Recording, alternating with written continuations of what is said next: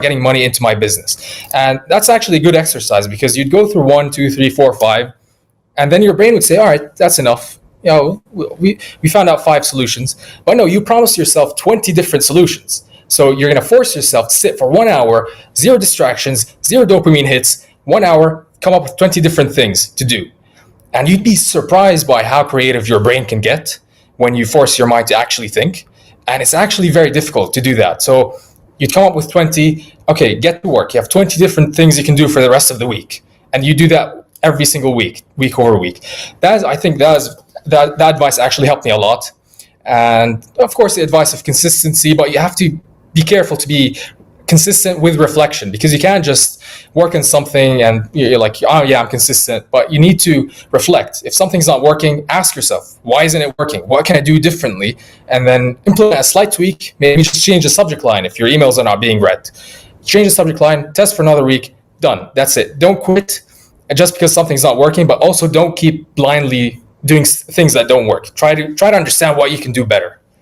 Mike, I love that advice. That is a level of intentionality. I think that you're right. I mean, you threw a little bit of shade at the generic advice that so many people give in the business world of just be consistent, but I love that caveat that you threw in there of be consistent with intentionality, with some discipline, with that focus, with genuine deep thought, which coming from the founder of an AI company like yours, I think that that's really powerful advice that we all need to take to heart in our own businesses. So, Mike, I can only imagine how many ideas our listeners are having after hearing our conversation here today. So you've got to drop some links on us. Where should listeners go to find out about all the great things that you personally are doing with On Path Marketing and all the great things that you're launching alongside your customers and how the heck you're helping people? Where should they go from here?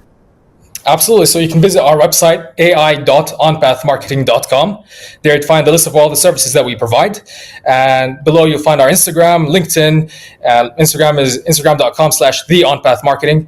And if you're really interested in AI cold calling specifically, go to app.onpathmarketing.com. You can get to actually talk to an AI agent on the website and even interact with a chatbot.